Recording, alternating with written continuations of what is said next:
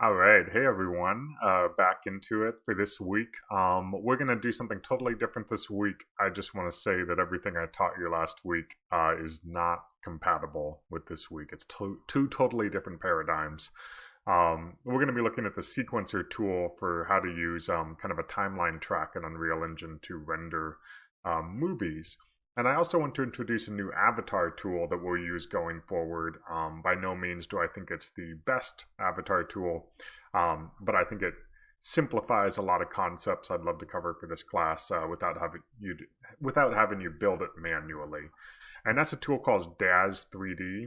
DAZ 3D right here. You can see I'm on the website. If you want to visit the website, I encourage you to. Um, and let's see, it's just like, I guess this is everything here. It's basically its own like application for designing avatars. It's compatible with Unreal Engine, and it also has kind of a store kind of feature. Like we're going to use only free assets for this class. Honestly, things can get very expensive very quickly. Every single piece of clothing, every morph, every animation, you got to spend money on it. I don't want you to have to spend money on it. I think you can even hack existing kind of free models from this to do some interesting stuff. But we're going to look at why going forward. This is like, we use Mixamo. That's a great free tool. This is like next level Mixamo if you want to think about it in terms of some of the functionality it gives us, and we'll look at what those things are. So I'll have like some examples you can have in the project files, but I would encourage you to download this and follow along with this pipeline because you'll learn a lot from it. So this video specifically is just about getting DAZ into Unreal, and the next ones will be more Unreal focused. So DAZ comes with this thing called DAZ Studio. It also has something called DAZ Central. It's convoluted, don't get me started. DAZ Central is kind of like your install manager kind of like a thing, and DAZ Studio is the actual tool where you can design and implement different things about the avatar and eventually export it. One thing, like before we get to DAZ itself, I want to just kind of take a little tour. DAZ has a shop, you can see right here, and it is very overwhelming in certain senses. It's also highly sexualized. You're going to find some weird stuff in here. It's like, I wouldn't say it's not safe for work, but in an explicit way, but you're on the edge of it. It's very sexualized, very gendered, unfortunately. But there's still stuff we can play with here. The way it works is, I'll get into this a little bit more. There's different Genesis figures. And this is kind of just like a standard female, standard male kind of mesh. And then as long as you buy things that are compatible with the same version you have, like 8.1 is the most current one that we'll be using. As long as you buy things, it will work with that version that you are using. So, and just to like take a little bit more of like a tour, like if I go to people and wearables, there's some like kind of search things down here. Let's see, people and wearables. I'll make sure I do figure 8.1, male and female. You can see that I can purchase things like hair, body morphs. There's lots of like accessories. There's clothing. Like, and a lot of it's very I find most of it's either contemporary or like fantasy kind of character stuff. We'll dig into that a tiny bit. I have some stuff I bought that I can show you. There's also which one specifically was I looking at? That's people and wearables. This one is poses. So you can also download poses and animations. This is kind of like a Mixamo kind of library. You'll find more poses, which we haven't looked at as much, than you will animations, but they are here. And you can export those to Unreal if you want. So I'm not going to get too far into the shop. Just know that if you buy something, you install it, and it should be, as long as you have an account, it'll install to your DAZ Studio. The one thing you will want to download is this DAZ to Unreal bridge that's found in the shop, and that is free. And you can add it to the cart, you can purchase it. Like I said, you'll need an account eventually. And that's a plugin we need for everything from DAZ to work with Unreal. I've also included the plugin in the project file. I'll show you in DAZ Central, but when you install it from DAZ Central, you can install it to your engine, which means everything in 4.26 that you make will have that. Or you can also have a folder in a project that can just work for that, and it would only be for that project. But we'll cover that a bit more later on. So if you explored this DAZ thing, download DAZ Central with the Download Studio button. Make sure you download the DAZ to Unreal Bridge, add to cart, install it. Then you should get DAZ Central, like I was saying. This will show you everything, and don't worry about Hexagon. It's a totally weird, different thing I've never used. Anything you buy would be visible in your studio assets. And then you should see this DAZ to Unreal Bridge that you should install. And you have to install it to the engine path folder. There's like it should explain how to do it all here, but hopefully that works for you. And then from here, you can kind of open DAZ Studio. I have it open already. And this is where we're getting into the nitty-gritty of making some stuff. It's a bit, like, some of you probably tried this. It's not the greatest interface in the world. It's a little confusing at first. We don't need to navigate it too much, but just know that, you have your viewport here. You have your files you can access here. There's a timeline down here that we're not really going to use. And then there's your scene breakdown. Everything in your viewport will be visible here.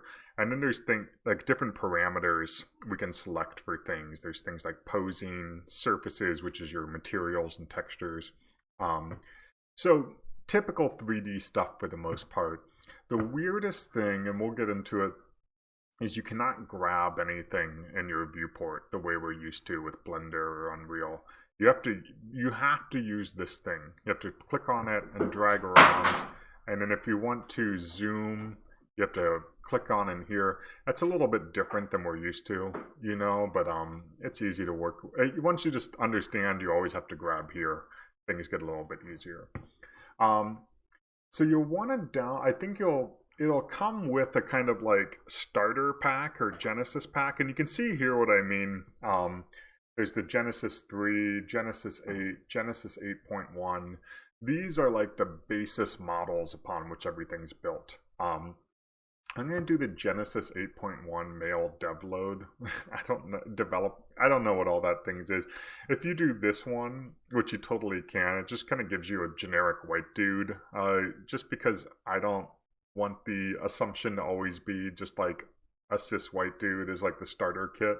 This will give me at least kind of gray, like I guess identityless character. It's kind of a fallacy, but we'll work with it. Double click on that.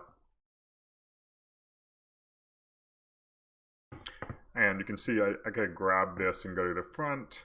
And I can use my scroll wheel actually to zoom in and out. And there we have our character. And over here, it's similar. It's all just showing us the kind of skeleton kind of configuration of our character, as I was saying.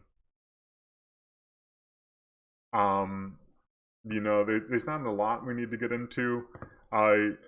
But here's some stuff to look at. If I have my character selected, anything I've downloaded or bought, and I bought some stuff already. I'm not saying you have to. I'm just kind of walking you through this. Anything that's compatible with an 8.1 male figure should show up. So like if I go to my wardrobe, you might have this basic shirt, boxers. Like I bought like a hoodie. So let me double click on that. And it'll add the hoodie to my character. And it'll also show that it's embedded. You want to make sure that any asset is embedded in your character. I think you could always just drag off. And say unparent. Like, you want to make sure it's not its own thing, otherwise it won't export with it. It's one thing that's also different. This isn't like a scale, translate, rotation kind of thing. You don't have those kind of options really in the same way. But just know that if you were going to experiment with hair and clothes and stuff, this is kind of how you do it. I'm going to delete mine. Also, something we talked about a little bit last class is morphs. So one thing that I think is really great for the DAZ stuff is you can buy these morph packs, and this doesn't come with it out of the box. But over here in shaping, you can see that I can target the actor, the head, the face, the eyes, and like one example is like, here's like a bodybuilder kind of morph. If I grab that, you can see I can add like muscles to the character, which is interesting and weird. And this is a morph target specifically, you know, like it's the same vertices, the same mesh. This is kind of the Genesis 8.1 thing that works really well, is everybody's working off of the original mesh of this character and just making alterations to it that allow you to create a morph target. So you can sculpt the character to a certain extent. There's also fun stuff like, where is what example of what I have? I bought some packs that let me like morph the head into different kind of characters, like this troll character. You know, like I said, there's a lot of like kind of basic fantasy stuff. So, you know, I could play with having these kind of characters and whatnot. I'm not going to do that for this example. I just want you to know that exists, and it will come into play when we export things. Lastly, is there anything else I want to look at here? Oh, the last thing maybe that we'll get to is poses. This is where we have things like, I have all these pose packs you could use and download, and I think it comes with these built in, and we're going to use some of those for this. If I double click on one of them, you know, we could do that. So we have something to play with for our character, and it's posing. So you can do Command Z. Yep. Another fun thing is this has inverse kinematics built in. So you can, it's kind of a weird interface, but you can grab body parts and move it around if you wanted. I'm going to go back to basics here. So it's fun to play with. Okay, cool. We have our character. We have everything kind of set up here. I just want to get it into Unreal Engine. So if you installed the DAZ plugin, I'm actually going to close this for a second. The first thing we need to do, once we have this all set up, I'm going to minimize this, is open an Unreal project. And I just made a 4.26 blank project. I did the usual thing where I made a floor and a directional light, tried to simplify it. If you installed things correctly, under your Edit Plugins folder here, this is where different libraries and plugins can kind of be installed. If you got it right, you should see something called DAZ to Unreal, and you want to make sure that it's enabled. I have this plugin installed on my engine folder, but also you may start to notice in my project file, week 3 sequencer, I've now made, you can just make a folder called plugins at this hierarchy and add your plugin folders here. So if it's not showing up for you and you want to make your own thing, just download the project file that we're working with, and you could copy paste this whole folder and put it in your project, and that should work. I also have my media folder. I'll save the DAZ files. They're there if you want to play off of them. But just coming back to Unreal, you want to make sure this is enabled. If you click it, it'll tell you that you need to restart. That's all right. Go ahead and restart.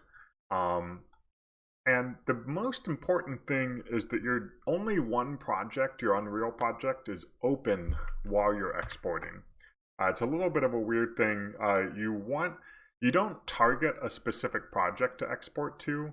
It's just when DAZ Studio is open and you export, and we'll get to that in a second, it's going to find whatever Unreal Engine project is already open with the plugin enabled and send it to that one. Not the smartest thing in the book for a way to do it, but just know that that's kind of how it works. So don't have multiple projects open. Don't close the project and then export. So I'm going to make these both visible. And then here in DAZ Studio, I'm going to go to File, Send To, and if you installed it correctly, if you don't see this, you need to go back to DAZ Central and figure out the installation for this. But you can go DAZ to Unreal. And I actually forgot something. I want to select what I'm exporting, which should be just the top of this hierarchy, this 8.1 male. Go to Send To, DAZ to Unreal, and you should see a window like this. I apologize, the text is kind of small. We can name the asset, so I'm going to say SKM skeletal mesh DAZ male. There's an asset type, skeletal mesh. You can see it could be a static mesh, an animation, a pose. I'm going to go skeletal mesh. And then here's where some interesting stuff happens. I can go to choose morphs and click choose. And over here on the right, you can have different morphs to export. Again, this is all kind of like, there's a lot I already have. There's different emotions and feelings and stuff. That being said, I'm going to delete all these. Remove. Just as a preview of what I want to get into, if we're going to do any kind of like facial puppeting next week, you can see that there's a button here. Maybe I want to make sure I'm not blocking it. That says AR Kit Genesis 8.1. AR Kit is the facial morphs for your iPhone for any kind of Animoji stuff. So I could go to Add Expressions. That's great. If I ever wanted to add any of those, it's kind of gets complex here. But if you look at the head, I think this is where I might find like, oh yeah, the cat and the dog and stuff. One thing I do like is somewhere in here I have, you can see here that there's some weird kind of Vizime stuff like mouth shapes. There's a few emotions like afraid and angry, bereft, bored, concentrate, confident. I think I bought these, I'm not sure. Let's just add them just so we have something to play with. I'll say accept. Make sure that enable morphs is selected. Don't worry about subdivisions. If it should be FBX 2014. If it's not, I'd change it to that. And just hit accept. And it's going to be exporting from DAZ Studio.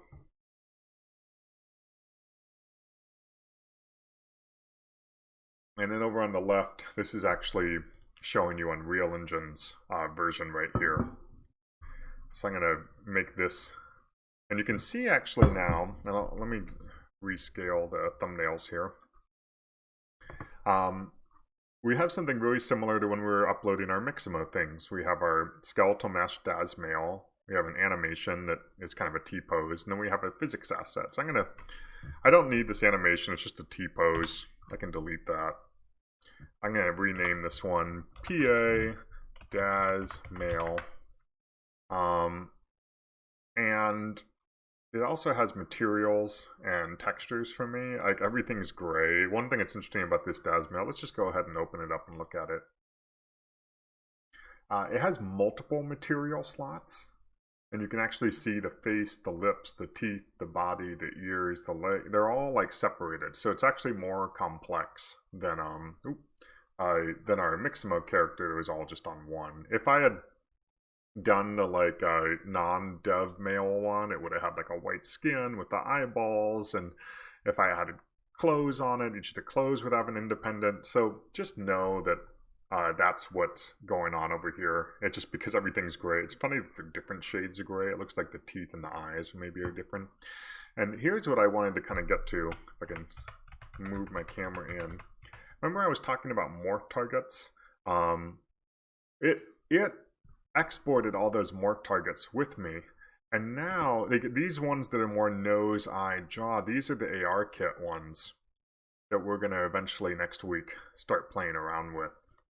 But also fun is like we have some different kind of like emotions we can play with. Disgust, desire. I don't know how well. Confused. I guess that one works pretty well. So this is what I mean when I'm exporting morph targets is something to play with. And that's about it on that. You know, like if I had added other ones, it'd be visible here. I'd drag this out here.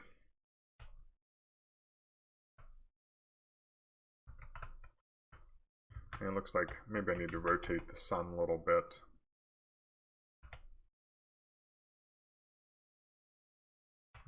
More visible.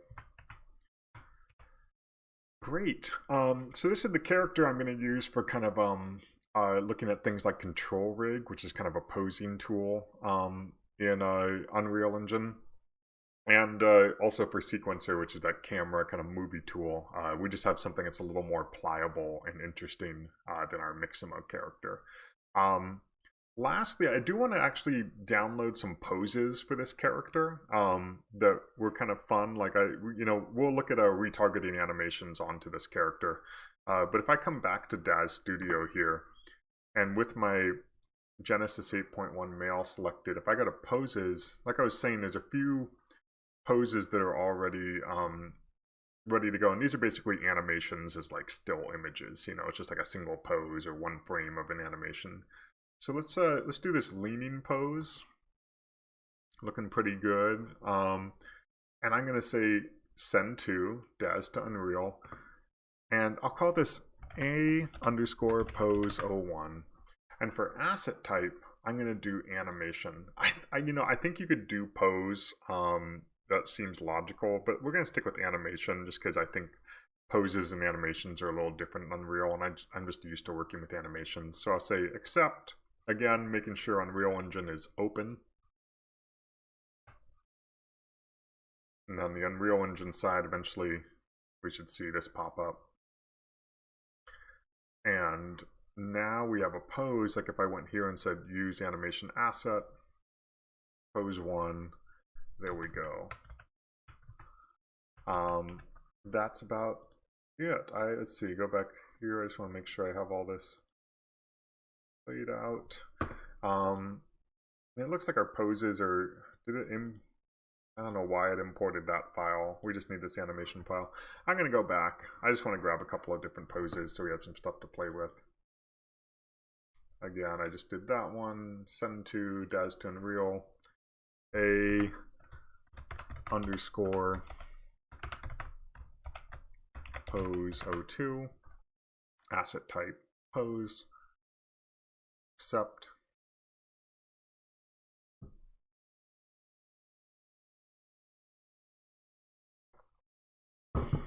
I'll do one more. Let's see. Beautiful. Send to DAZ to Unreal. A_pose03. Asset type pose. Let's see, I think that's okay. I think maybe it was just telling me it overrode the previous pose, which is what I wanted. And then go back to Unreal. Oh, did I? Oh, I was kind of on autopilot there. These are the poses. Like I was saying, I don't want to work with poses, so I'm going to go back to delete these. And apologies for screwing that up. Send to DAZ to Unreal, asset type animation, A_pose02.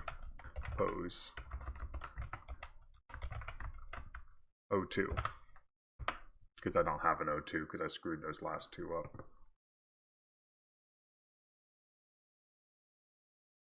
And this is the one I didn't get. Send to asset type animation, A_pose03.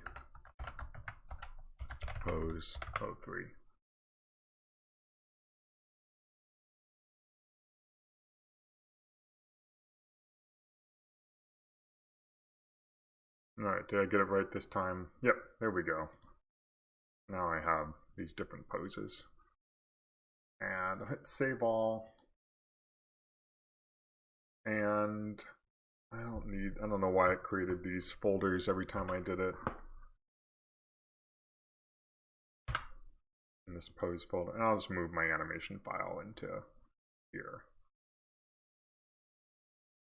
Sometimes when you move stuff, it doesn't clean up. You can do right click on the content, fix up redirectors in folder. But now it's an empty folder, but the real folder I moved is into here.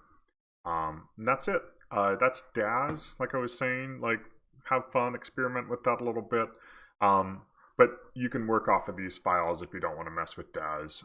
But this is where we're kind of getting into stuff like morph targets, puppet control, all that. And one thing we're going to look at next is the plugin folder actually has or the plugin we installed has some pre-existing code we can use for some of our projects that we're going to use with our Genesis 8.1 mail. So have fun, and I'll see you in the next video.